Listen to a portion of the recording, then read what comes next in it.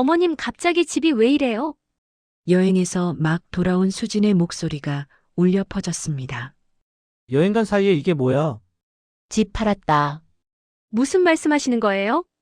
내 집 내가 팔겠다는데 누구 허락을 받아야 하니? 가족 여행이라서 너희만 여행 간다며. 가족 아닌 사람 집에서 왜 사니? 며느리의 이번 여행은 우리 가족끼리만 가기로 했어요. 그 말 한마디가 73년을 살아온 한 할머니의 인생을 완전히 뒤바꿔 놨습니다. 안녕하세요. 저는 김경자입니다. 올해 73이에요. 아들 며느리가 저를 빼고 해외여행 간 일주일 사이에 제가 가진 전 재산인 아파트를 팔아버리고 고향으로 내려왔습니다. 제가 살아온 73년 동안 가장 마음 아프면서도 통쾌한 순간이었습니다. 도대체 지금부터 그 이야기를 들려드릴게요. 저는 정말 평범한 할머니였습니다.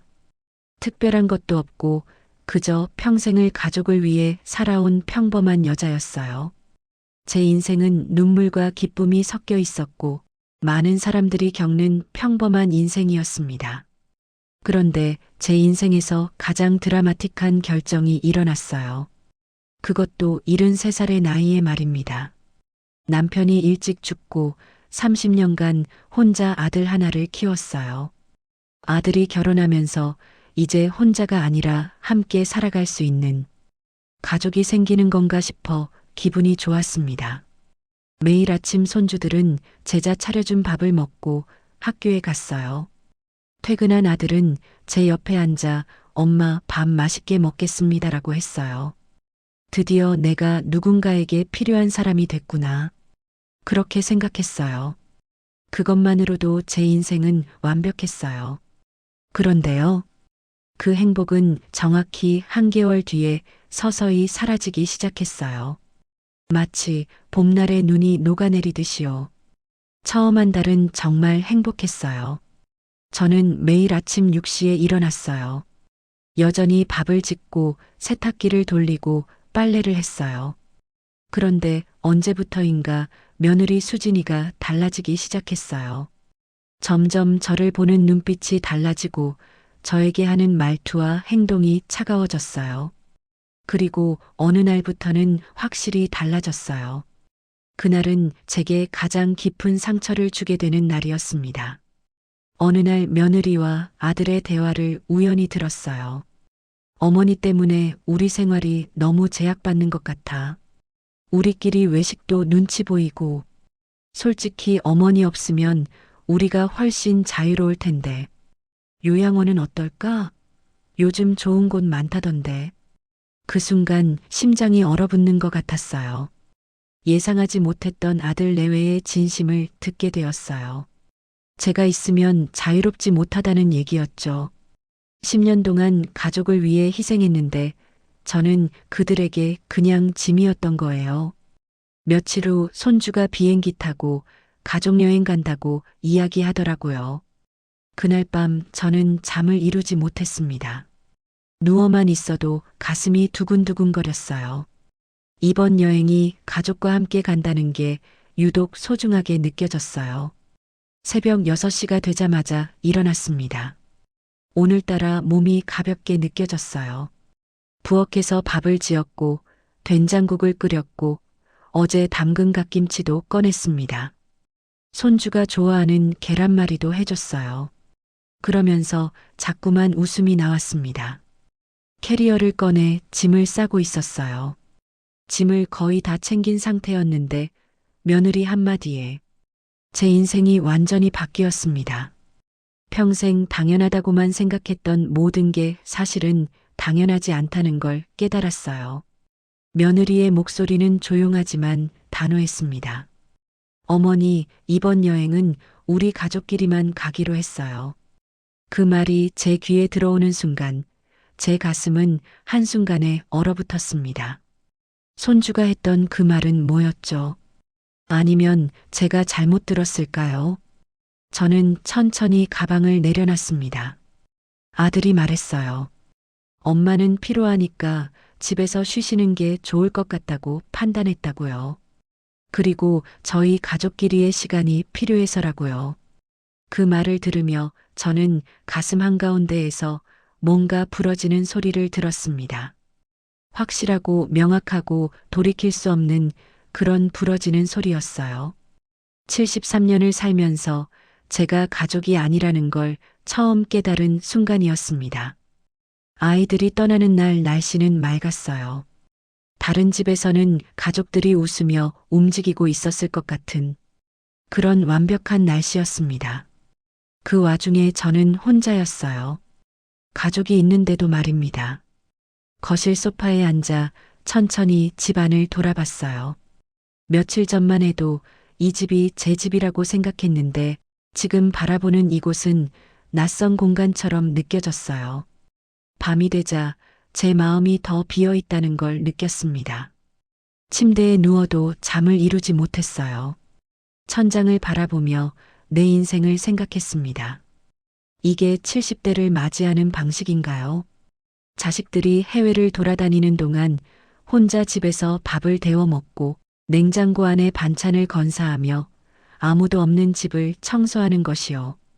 처음으로 저는 이 상황을 객관적으로 보게 되었어요. 73년을 살아온 제 인생을 돌아봤습니다.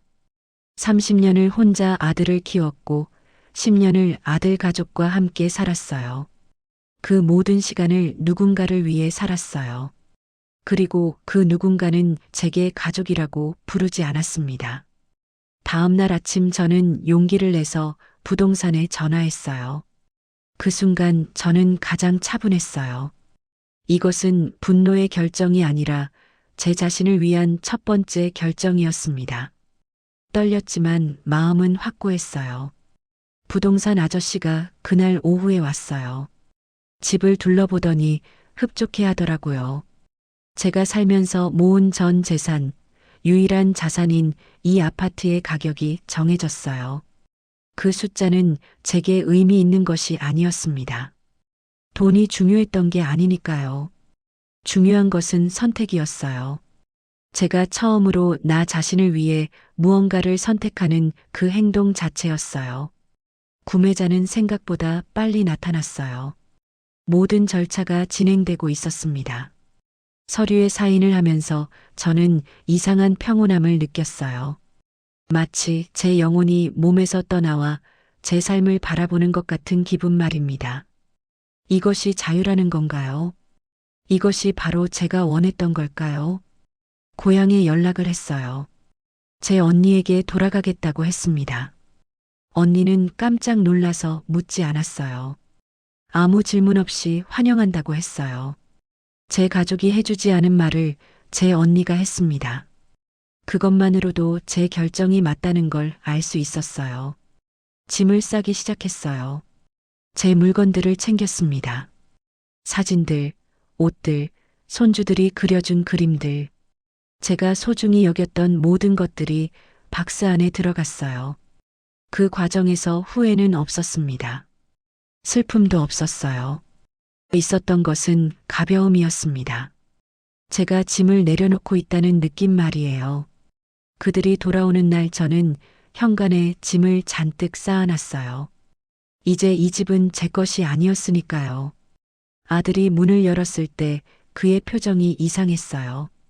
집안 분위기가 뭔가 다르다는 걸 눈치챘나 봐요. 제가 먼저 입을 열었습니다. 목소리는 평온했어요. 떨림도 없었고 분노도 없었습니다. 집 팔았다는 그 짧은 말 한마디가 거실 전체를 얼어붙게 만들었어요. 저는 조용히 짐을 챙겼어요. 이것이 사랑이라고 생각했어요. 제 자신을 지키는 것, 제 자신을 사랑하는 것이 바로 이것이라고 말이에요. 택시를 불렀어요. 운전사는 제 상황을 묻지 않았습니다. 그저 짐을 실어주고 목적지를 듣기만 했어요. 이 자리를 떠나면서 저는 처음으로 제 인생이 제 것이라는 걸 느꼈습니다. 평생 누군가를 위해 살다가 이제야 제가 제 인생의 주인이 된 거예요. 택시 창밖으로 아파트가 사라져갔어요. 그곳은 더 이상 제 집이 아니었습니다. 기차를 탔어요. 고향으로 가는 기차였습니다. 창밖의 풍경이 빠르게 지나갔어요. 제 과거가 지나가는 것 같았습니다. 40년의 외로움, 10년의 상처, 모든 것이 창밖으로 사라져 갔어요. 제 언니가 역에서 저를 기다리고 있었습니다. 아무 말도 없이 저를 안아줬어요. 처음으로 울음이 나왔습니다. 하지만 그것은 슬픔의 눈물이 아니었어요. 해방의 눈물이었습니다. 아들과 며느리는 저에게 계속 전화를 걸어왔어요. 처음에는 화난 목소리로, 나중에는 부탁하는 목소리로요. 집을 팔 수 없다는 말부터 시작해서 돈이 필요하다는 말까지 나왔습니다. 손주들이 할머니를 그리워한다는 말도 들었어요. 하지만 저는 그 전화들을 받지 않았습니다. 아니, 어느 순간부터는 전화기를 꺼버렸어요. 그들의 말은 모두 저를 다시 가두려는 시도처럼 느껴졌거든요. 언니는 저에게 말했어요. 내가 잘했다고요. 넌 충분히 했다고요. 이제 내 인생을 살아도 된다고요. 그 말 한마디가 제 마음을 정리해줬습니다. 자식을 키우는 것이 부모의 의무라고 생각했지만 제 자신을 버리는 것까지가 의무는 아니었어요. 제 목숨을 내려놓으면서까지 누군가를 사랑해야 하는 건 아니었어요. 이것이 제가 고향에 와서 처음으로 배운 진리였습니다. 고향에 온 지 몇 주가 지났을 때 저는 처음으로 제가 누군지 생각해 봤어요. 김경자라는 이름, 73살의 나이, 이것들이 누가의 엄마도 할머니도 아닌 그냥 저 자신으로서의 정체성을 가지고 있었습니다. 정말 오랜 시간이 지나서야 저는 제 자신을 다시 만난 거예요. 거울에 비친 제 얼굴을 봤을 때 그것은 이미 알던 얼굴이 아니었습니다. 주름이 많고 머리가 하얀 그 얼굴에도 생기가 있었어요. 3개월이 지난 어느 날 아들이 찾아왔어요. 모습이 많이 지쳐 보였어요. 엄마 보고 싶어서 왔어요. 준호는 한참 말을 못하더니 결국 털어놨어요. 당분간만 지내자고 장모님 집에서 살고 있는데 막상 들어가니까 너무 눈치가 보이고 적응도 안 되어 힘들어하고 있다고요. 수진이 어머니가 사위와 손녀들이 갑자기 들어오니까 불편해 하나 봐요. 엄마 저 이제야 엄마 마음을 조금 알 것 같아요. 그 말을 듣는 순간 마음이 복잡했어요. 하지만 예전처럼 마음이 쉽게 흔들리지는 않았어요. 수진이도 많이 달라졌어요. 엄마한테 그동안 너무 죄송하다고 매일 엄마 얘기를 해요. 엄마 정말 죄송해요. 그동안 엄마가 해주신 모든 것들을 당연하게 생각했어요. 직접 겪어보니까 엄마가 정말 대단한 분이셨구나 하는 생각이 들어요. 엄마 다시 같이 살면 안 될까요? 준호야, 나는 이제 혼자 사는 게 좋아. 더 이상 누구의 엄마도 아니고 누구의 할머니도 아닌 김경자로 살 거야. 대신에 가끔 놀러와. 그리고 진짜 효도하고 싶으면 너희끼리 잘 살아. 그게 엄마한테는 제일 큰 효도야. 그날 저녁 준서를 위해 제가 직접 키운 채소들로 저녁을 차려줬어요. 엄마 이 된장찌개 어렸을 때 먹던 그 맛이에요. 요즘은 장모님이 해주시는데 입맛이 안 맞더라고요. 진짜 오랜만에 집밥 먹은 기분이에요. 엄마 여기서는 정말 행복해 보여요. 준호야, 엄마는 이제 내 삶을 살 거야. 더 이상 너희를 위해 희생하며 살지 않을 거야. 알겠어요, 엄마. 그동안 정말 죄송했어요. 앞으로 너희끼리 잘 살아가는 모습을 보여주면 돼. 그렇게 선을 그었어요. 그렇게 고향에 온 지 6개월이 됐어요. 매일 산책을 하고 작은 텃밭에서 채소를 기르고 언니와 함께 시장을 다니기 시작했어요. 누군가를 위해서가 아니라 제 자신을 위해 밥을 사 먹었습니다. 제가 좋아하는 반찬을 고르고 싫어하는 음식은 피했어요. 누군가를 위해 밥을 해온 제가 이제는 제 자신을 위해 밥을 해 먹고 있었습니다. 그것이 얼마나 자유로운지 몰랐어요. 밥을 할 때 누군가의 시간을 맞출 필요가 없었고 누군가가 먹지 않아도 상관없었어요. 제 아파트를 판 돈으로 저는 작은 집을 얻었습니다. 아들과 손주들이 머물 공간을 고려해서 큰 집을 원했던 저의 욕심을 버리고 제가 편하게 살 수 있는 작은 공간을 택했어요. 그 집의 거실에 아늑한 의자를 놨습니다. 그곳에 앉으면 햇빛이 들어오고 밖에 풍경이 보여요. 매일 오후가 되면 저는 그 의자에 앉아 세상을 봅니다. 누군가를 위해서가 아니라 그저 제 자신을 위해서요. 언니가 저에게 물었어요. 후회하지 않냐고요. 저는 웃었습니다. 후회? 네, 저는 후회를 합니다. 하지만 그것은 제가 집을 판 것이 아니라 40년을 잘못 살았다는 것입니다. 제가 더 일찍 깨달았다면 얼마나 좋았을까 생각해요. 중요한 것은 사랑의 방향이었어요. 한쪽으로만 흐르는 사랑은 결국 폭포가 되어 자신을 무너뜨립니다. 양쪽으로 균형 있게 흐르는 사랑만이 진정한 사랑이에요. 누군가를 사랑하되 자신도 사랑해야 한다는 뜻입니다. 하지만 73살에 깨달은 것도 충분히 늦지 않았습니다. 왜냐하면 제 남은 인생은 이제 제 것이거든요. 지금까지 제 이야기를 들어주셔서 감사해요. 이 영상이 위로나 공감이 되셨다면 좋아요와 구독 부탁드려요. 당신의 이야기, 당신의 공감이 누군가에게는 큰 위로가 될 수 있습니다. 다음 영상에서 더 따뜻한 이야기로 뵙겠습니다.